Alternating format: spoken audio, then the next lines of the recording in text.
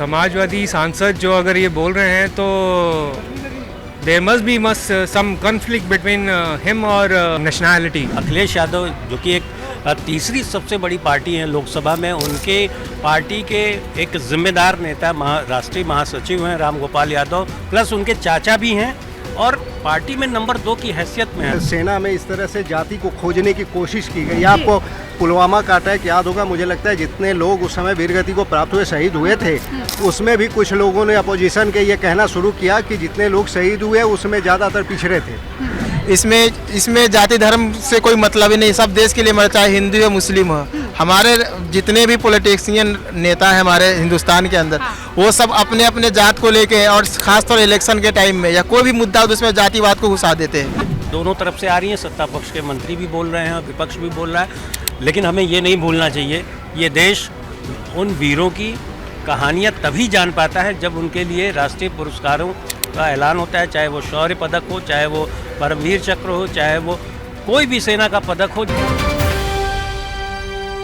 नमस्कार, मैं हूं आपके साथ वक्ता दुबे और आप देख रहे हैं न्यूज़ कॉरिडोर्स। देखिए, इस वक्त हम दिल्ली के दिल कनॉट प्लेस में मौजूद हैं और आज चर्चा करने के लिए, जनता की राय जानने के लिए हम लेकर आए हैं एक ऐसा टॉपिक जिस पर हम बातचीत करेंगे। आपको बता दें कि भारत ने पाकिस्तान को हराया है, हमला हुआ, भारत ने जीत हासिल की, पाकिस्तान को उसके घुटनों पर लेकर आया गया, जीत हासिल की हमारी सेना ने जिस जज्बे से लड़ाई की वो सबके सामने है। लेकिन अब जो समाजवादी पार्टी के राज्यसभा सांसद हैं राम गोपाल यादव, वो ये कह रहे हैं कि ये लड़ाई पिछड़ा, दलित और अल्पसंख्यकों ने लड़ी है, यानी कि व्योमिका सिंह हो गई और AK भारती यादव जी हो गए। उनको वो कह रहे हैं कि पिछड़ा, दलित और यादव इन सब ने मिलकर लड़ाई लड़ी है। तो अब सवाल ये उठता है कि क्या सेना की वर्दी को जातिगत चश्मा लगाकर तोला जा सकता है? क्या सेना की वर्दी को आप जातिगत अपने फायदे के लिए लपेट सकते हैं? क्या सेना को आप इसलिए इस्तेमाल कर सकते हैं कि आपकी जो राजनीति है वो बेहतर तरीके से चमक पाए? हमारे साथ बहुत से लोग मौजूद हैं, उनसे ही हम सबसे पहले जानने की कोशिश करेंगे कि वो इस बारे में क्या सोचते हैं। सर, क्या नाम है आपका? प्रदीप चौहान। प्रदीप चौहान जी, देखिए, अखिलेश यादव की पार्टी के, सपा के, समाजवादी पार्टी के राम गोपाल यादव जी कह रहे हैं कि जो लड़ाई लड़ी हमने पाकिस्तान के खिलाफ, पहलगांव का जवाब देते वक्त जो ये लड़ाई लड़ी गई, इसमें जो सेना लड़ी है, अपना पूरा दमखम दिखाकर जो जवाब दिया गया है वो PDA ने लड़ा है। पिछड़ा, अल्पसंख्यक, दलित, क्या कहेंगे आप? देखो, जो भी है इसमें ना राजनीति कभी नहीं आनी चाहिए। जो भी है, जवाब उन्होंने अटैक करता है तो हम हमेशा चुप रहते हैं। हाँ। कि हम जवाब देना नहीं चाहते, लेकिन उनको आखिरकार पता चल गया। हाँ। कि हम भी जवाब देना चाहते हैं। हाँ। और अच्छा किया जो भी किया। जो जाति को बीच में ला रहे हैं, क्या सेना को आप जातिगत चश्मा लगाकर तोल सकते हैं, कोई भी पार्टी हो? नहीं, ऐसा कुछ नहीं है, लेकिन देखना चाहिए। लेकिन इंसानियत सबसे बड़ा मजहब है। हाँ। लेकिन उसके बारे में ये है कि किसी को अपने मतलब पक्ष में किसी को सपोर्ट ना, मतलब जो पहले अपनी खुद को पहले ठीक करे, लेकिन अगर हम चुप रहे तो ऐसे ही चलता रहेगा। तो हमने जो भी किया वो सही किया। नहीं, वो कह रहे हैं कि व्योमिका सिंह हरियाणा की जाटव हैं और AK भारती यादव जी यादव हैं, तो हम सब ने मिलकर लड़ाई लड़ी है, सेना ने नहीं लड़ी है। देखो, जो भी है, जो सोफिया कुरैशी है, जो उन्होंने बहुत अच्छा काम किया है। उन्होंने जो पलट के जवाब दिया है वो बहुत अच्छा काम किया है। जो जातिगत चश्मे की बात की जा रही है, क्या जाति आनी चाहिए इन सारे आप सेना को, वायुसेना को या फिर थल सेना को? बीच में ही रोकना चाहूँगा, क्योंकि ये सवाल ही नहीं है आज के टाइम पे, क्योंकि भारत और पाकिस्तान की लड़ाई और जातिवाद बीच में आ रहा है, तो कहीं ना कहीं हम ही, भारत ही एक पिछड़ा भारत हो गया है। और दूसरा, मैं ये सोर्स ऑफ नॉलेज में जानना चाहूँगा मीडिया से भी कि आपके पास क्या सोर्स है कि ये कहाँ से आ रही है ये बात कि आपके पास ये PDA ने और आर्मी ने मिलके लड़ाई लड़ी है? ये कहाँ से आया? समाजवादी पार्टी के जो राज्यसभा सांसद हैं वो ये बात कह रहे हैं। तो समाजवादी सांसद जो अगर ये बोल रहे हैं तो there must be some conflict between him और नेशनल इंडिया, मतलब नेशनैलिटी। जातिगत चश्मा चढ़ा दिया आपने सेना के ऊपर। सेना तो राष्ट्रवाद सेना की तो तरफ लड़ रही है, सेना हाँ। को तो इस बात से कोई मतलब ही नहीं है। सेना का कोई धर्म नहीं है, वो देश के लिए लड़ रही है, वो देश को देख रही है। तो आप कैसे जातिगत चीजों को लेकर के वो यादव है वो जाटव है, अरे वहां तो लड़ाई में कोई किसी का धर्म या कोई जाति नहीं पूछी जाती। जब इतनी बात मीडिया को पता है तो मीडिया अपने सोर्स ऑफ टेलीकम्युनिकेशन से क्यों नहीं भारतवासियों को बता देती कि इसमें पॉलिटिक्स का बिल्कुल भी हाथ नहीं है।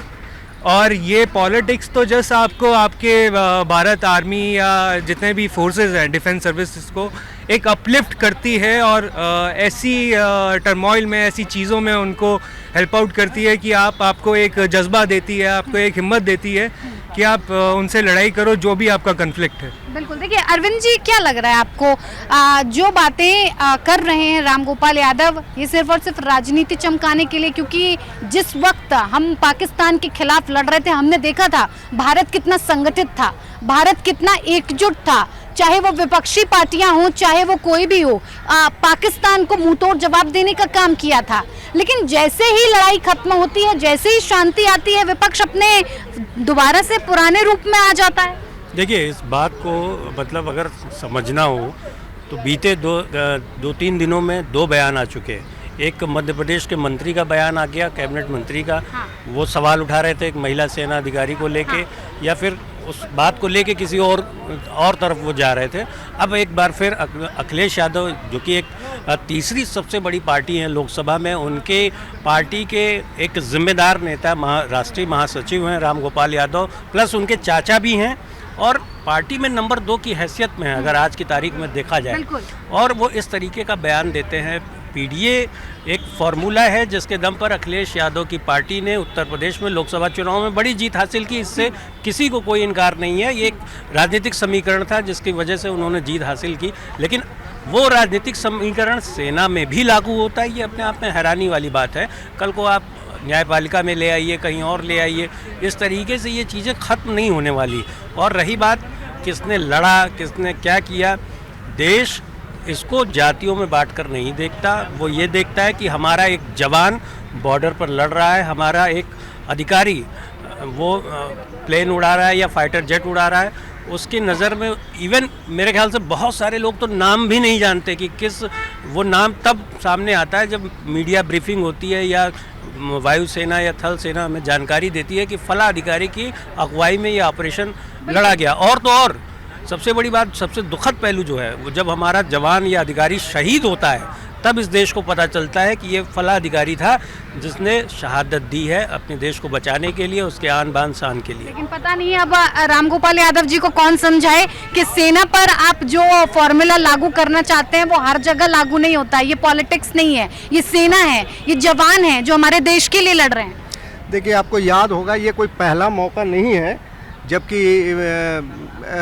सेना में इस तरह से जाति को खोजने की कोशिश की गई। आपको पुलवामा का अटैक याद होगा, मुझे लगता है जितने लोग उस समय वीरगति को प्राप्त हुए शहीद हुए थे उसमें भी कुछ लोगों ने अपोजिशन के ये कहना शुरू किया कि जितने लोग शहीद हुए उसमें ज़्यादातर पिछड़े थे। तो इस तरह की चीज़ ये कोई पहली बार नहीं है। जब इसको देखिए ये तो बड़ी शर्मिंदगी वाली बात महसूस होती है। ये इससे पता चलता है कि हम मतलब कि इन लोगों ने पॉलिटिकल डिस्कोर्स को किस लेवल पे ला के रख दिया है। देश जब लड़ाई लड़ रहा है, बिल्कुल, और इतना इम्पोर्टेंट लड़ाई लड़ रहा है, उसमें सेना के जवानों ने, सेना में कभी कोई जवान जाता है क्या? कभी पता भी चलता है कि कौन सा जवान है? वहाँ जाति कहाँ होती है? वहाँ एक ही चीज़ होता है, तिरंगा होता है और अपना देश होता है, राष्ट्र होता है। बाकी चीज़ें वहाँ मैटर नहीं करती है। और कोई भी जवान जब सीमा पर लड़ने जाता है तो ये सोचता है कि हम अपने राष्ट्र के लिए जा रहे हैं, अपनी मातृभूमि के लिए जा रहे हैं। हम वो कभी जाति की पॉलिटिक्स करने वहाँ नहीं जाता। तो ये बड़ी शर्मसार करने वाली बात है कि इस मौके पर फिर हम अपनी ओछी राजनीति शुरू कर रहे हैं और उसका राजनीतिक लाभ लेने की कोशिश कर रहे हैं। बिल्कुल। तो मेरे ख्याल में ये तो इसकी जितनी मैंने भर्त्सना की जाए कम है इस बयान की। बिल्कुल, एक तरह से उकसाने का काम। आपको नहीं लग रहा रामगोपाल यादव इस वक्त जब संगठित रहने की जरूरत है, 2 लोगों को आपस में एक बीज बोने का काम कर रहे हैं, उकसाने का काम कर रहे हैं, लोगों को लड़वाने का काम कर रहे हैं? देखिए इस बात को समझना होगा वक्ता हमें कि जो पैटर्न उरी या उस हमले के बाद उठाया गया था, 14 फरवरी का जो हमला हुआ था, उसके बाद क्या हुआ था कि जो सरकार ने एक्शन लिया था, स्ट्राइक की थी, उसको लेकर विपक्ष ने बड़ा सवाल उठाया था और सबूत मांगे थे। तो इस बार सरकार ने बड़ा फूक फूक के कदम रखा और इस मामले में उसने ये किया कि सर्वदलीय बैठक बुलाई, सभी विपक्षी की पार्टियों से उनकी राय ली, सलाह मशवरा किया, सबने अपनी एकजुटता दिखाई और ये कहा कि हम सरकार के हर एक्शन के साथ हैं। बिल्कुल। और ये बात तभी साबित हो गई कि अब विपक्ष कम से कम इस मामले में कोई राजनीति नहीं करेगा। लेकिन ये दुर्भाग्य है कि एक बार फिर ये बात उठ रही है कि कौन अफसर किस जात का था, किस अफसर को क्यों लगाया गया था। इस तरह की बातें दोनों तरफ से आ रही हैं। सत्ता पक्ष के मंत्री भी बोल रहे हैं और विपक्ष भी बोल रहा है। लेकिन हमें ये नहीं भूलना चाहिए, ये देश उन वीरों की कहानियाँ तभी जान पाता है जब उनके लिए राष्ट्रीय पुरस्कारों का ऐलान होता है, चाहे वो शौर्य पदक हो, चाहे वो परमवीर चक्र हो, चाहे वो कोई भी सेना का पदक हो। जब वो ऐलान होता है तब हमें किसी अधिकारी, किसी जवान के बारे में ये पता चलता है कि इसने बॉर्डर पर या अपने देश की हिफाजत के लिए क्या किया है, अपनी सेवा, अपना कर्तव्य, अपनी ड्यूटी कैसे उसने निभाई है। क्या नाम है सर आपका? मोहम्मद मुजीम खान। क्या लग रहा है खान साहब आपको कि जो भी रामगोपाल यादव ने कहा है कितना सही है, और आप रामगोपाल यादव को क्या बताना चाहते हैं? सेना की वर्दी पर आप किसी तरह का जातिगत चश्मा चढ़ा तो नहीं सकते? नहीं, भारत के लिए लड़ते हैं और ये भारत एक लोकतांत्रिक देश है। हाँ। इसमें जाति धर्म से कोई मतलब ही नहीं, सब देश के लिए मर, चाहे हिंदू या मुस्लिम हो। हमारे जितने भी पॉलिटिशियन नेता है हमारे हिंदुस्तान के अंदर, वो सब अपने अपने जात को लेके और खासतौर इलेक्शन के टाइम में या कोई भी मुद्दा हो उसमें जातिवाद को घुसा देते हैं। सेना से तो बहस ही नहीं है।